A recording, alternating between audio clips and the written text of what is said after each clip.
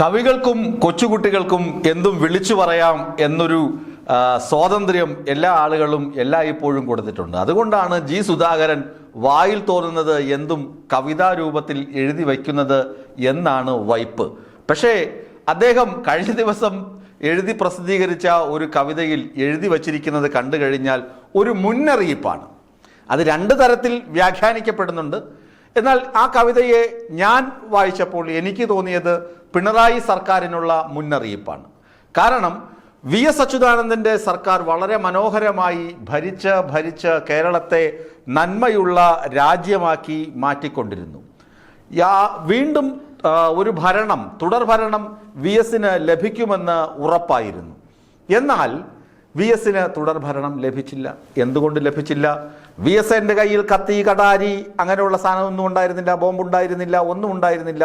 വളരെ സന്തോഷവും വളരെ സമാധാനവും സ്ത്രീകൾക്കൊക്കെ വളരെ നന്മയും പ്രദാനം ചെയ്ത ഒരു ഭരണമായിരുന്നു വി.എസിൻ്റേത്. എന്നിട്ട് അദ്ദേഹത്തിന് തുടർഭരണം കിട്ടുമെന്ന് ഉറപ്പായിരുന്നു. പക്ഷേ എന്തോ സംഭവിച്ചു. അതാണ് ജി സുധാകരനിലെ കവിയെ അലട്ടുന്നത്. അതിപ്പോഴും അദ്ദേഹത്തെ അലട്ടിക്കൊണ്ടിരിക്കുന്നു. കാരണം എന്താണ്? ഇപ്പോഴും നടക്കുന്നത് സദ്ഭരണമാണ്. പിണറായി സർക്കാരിൻ്റെ സദ്ഭരണമാണ് നടന്നുകൊണ്ടിരിക്കുന്നത്.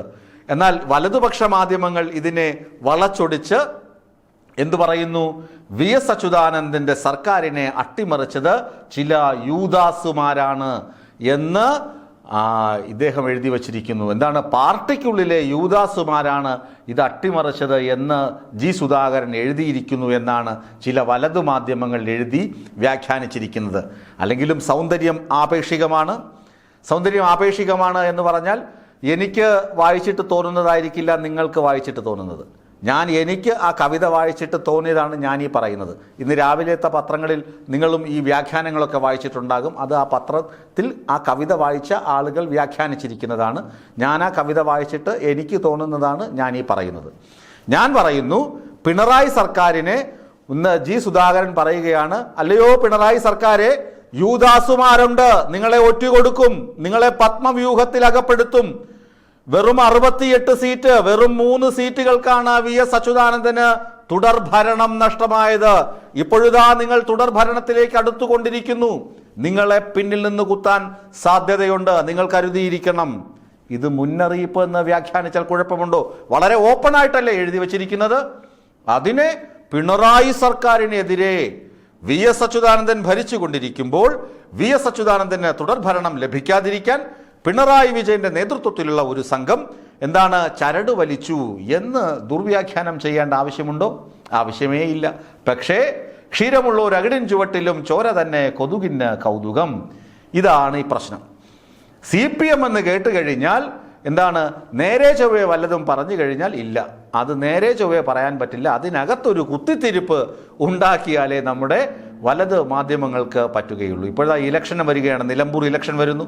അത് കഴിഞ്ഞ് തൊട്ടപ്പുറത്തെ എന്ത് ഇലക്ഷൻ വരുന്നു? പഞ്ചായത്ത് ഇലക്ഷൻ വരുന്നു. അതിനടുത്ത് ഫൈനൽ ഇലക്ഷൻ വരുന്നു. നിയമസഭാ തിരഞ്ഞെടുപ്പ് വരുന്നു. അപ്പോഴിപ്പോഴേ കുത്തിത്തിരിപ്പ് തുടങ്ങണം. പാർട്ടിക്കുള്ളിൽ അടിയുണ്ട്, പാർട്ടിക്കുള്ളിൽ തമ്മിൽ പിണക്കമാണ്, പാർട്ടിക്കുള്ളിൽ പിണറായിക്കെതിരെ പടയൊരുക്കം നടക്കുന്നു, പിണറായിക്കെതിരെ ജി സുധാകരൻ കവിത എഴുതുന്നു എന്നൊക്കെ വരുത്തി തീർത്താൽ മാത്രമേ സംഗതി ഒരു പുകിലുണ്ടാവുകയുള്ളൂ എന്നാണ് വൈപ്പ്. അതിനുവേണ്ടിയാണ് ജി സുധാകരന്റെ കവിതയെ വളച്ചൊടിക്കുന്നത്. എന്താണ്? ജി സുധാകരൻ മുഖ്യനായി വാണകാലം എന്താണ്? വി.എസ്. വരും, കൊതിച്ചു, നാടൊന്നായി കൊതിച്ചിരുന്നു. മുഖ്യനായി വാണകാലം, അദ്ദേഹം വീണ്ടും വരുമെന്ന് കൊതിച്ചിരുന്നു. പക്ഷെ അദ്ദേഹം വന്നില്ല. 3 സീറ്റിന്റെ ലീഡ് കിട്ടാതെ പോയി. 3 സീറ്റ് നിസാര സീറ്റുകൾ കിട്ടാതെ പോയി. അതുപോലെ പിണറായിക്കും കിട്ടാതെ പോകുമോ എന്നൊരു ഭയം ജി സുധാകരൻ അലട്ടുന്നുണ്ട്. സുധാകർ ജി, നിങ്ങളുടെ ഭയം പ്രശ്നമല്ല. പിണറായി വിജയന് അറിയാം തുടർ ഭരണം എങ്ങനെ കരസ്ഥമാക്കണമെന്ന്. അദ്ദേഹത്തിന് 80 വയസ്സ് പിന്നിടുന്നു. ഇവിടെ പിണറായിസമെന്നും മരുമോനിസമെന്നും പറഞ്ഞ് അദ്ദേഹത്തെ അധിക്ഷേപിച്ച് നടക്കുന്ന എത്രയോ ആളുകളുണ്ട്. അദ്ദേഹത്തിനെതിരെ എത്രയോ ആരോപണങ്ങൾ ഉന്നയിച്ച് നടക്കുന്ന ആളുകളുണ്ട്. അതെല്ലാം ഒരു വശത്ത് നടക്കും. പക്ഷേ നാടിൻ്റെ വികസനവും നാടിൻ്റെ ക്ഷേമ പ്രവർത്തനങ്ങളുമായി പിണറായി സർക്കാർ ഇങ്ങനെ മുന്നോട്ട് പോയിക്കൊണ്ടിരിക്കുകയാണ്. അദ്ദേഹമാണോ മുഖ്യമന്ത്രിയാവുക? ഇടതുമുന്നണിയിൽ വേറെയും മുഖ്യമന്ത്രിയാകാൻ യോഗ്യരായ ആളുകൾ പലര് ഉണ്ട്, അത് വാസ്തവമാണ്.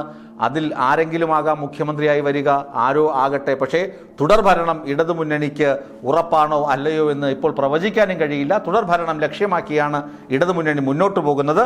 അതിന് ജി സുധാകരൻ്റെ ഒരു താരതമ്യേന കവിതകളുമായി വെച്ച് നോക്കുമ്പോൾ, ഇപ്പോൾ വേടൻ്റെയൊക്കെ കവിതയുമായി താരതമ്യപ്പെടുത്തുമ്പോൾ ഇത് ഒരു 1ാം ക്ലാസ്സിലെ വിദ്യാർത്ഥി എഴുതിയ കവിതയോ അല്ലെങ്കിൽ 2ാം ക്ലാസ് സ്കൂൾ കുട്ടികൾ എഴുതുന്ന കവിതയെ പോലെ ഒരു വളരെ സിമ്പിളായിട്ടുള്ളൊരു കവിതയാണ്. വളരെ സിമ്പിൾ കവിത. വേടനൊക്കെ എഴുതുന്ന തീക്കനൽ പോലുള്ള വാക്കുകളൊന്നും ഇതിനകത്തില്ല. വേടനെന്ന 30 വയസ്സുകാരൻ എഴുതുന്ന തീക്കനൽ പോലെ വാക്കുകളൊന്നും ഈ ജി സുധാകരൻ്റെ പരിണിതപ്രജ്ഞനായ മുൻ മന്ത്രി, CPM-ന്റെ നേതാവ്, അനിക്ഷേദ്യനായ നേതാവ് ജി സുധാകരൻ്റെ കവിതയിൽ വായിക്കാനൊന്നും കിട്ടുകയില്ല. അത്ര തീക്കനലൊന്നുമില്ല. വളരെ സിമ്പിളായിട്ട് ഓപ്പണായിട്ട് എഴുതിയിരിക്കുകയാണ്. VS മുഖ്യമന്ത്രി ആയിരുന്നപ്പോൾ വീണ്ടും വരുമെന്ന് കൊതിച്ചിരുന്നു, പക്ഷേ യുദാസ് തീർത്ത പത്മവ്യൂഹത്തിൽ അദ്ദേഹം വീണുപോയി. ഇത് പിണറായിക്ക് നൽകുന്ന മുന്നറിയിപ്പാണെന്ന് ഞാൻ വ്യാഖ്യാനിക്കുന്നു. നിങ്ങൾക്ക് തോന്നും പോലെ വ്യാഖ്യാനിക്കാം. ഏതായാലും ജി സുധാകരൻ്റെ കവിത കത്തിക്കയറുകയാണ്.